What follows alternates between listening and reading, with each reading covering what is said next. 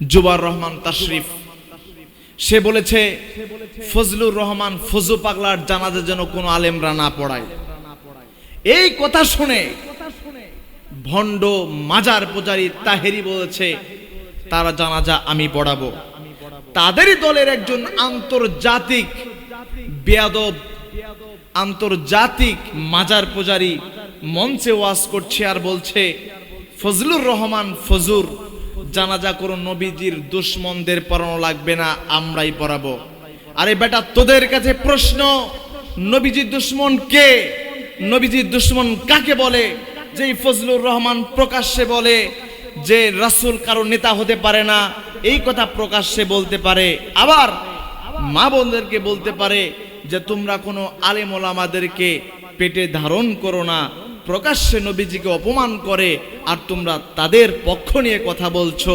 এখান থেকেই তো বোঝা যায় তোমরাই তো দুনিয়াতে সব থেকে বড় নবীজির দুশমন। তোমাদের সেখানে প্রতিবাদ করার কথা ছিল, সেখানে প্রতিবাদ না করে তুমি সেই ফজলুর রহমানের পক্ষ নিয়ে কথা বলছো। অর্থাৎ এখান থেকে বোঝা যায় তোমরা পাম দিয়ে মানুষকে, মানুষের মন জয় করে তোমরা জায়গা নিতে চাও।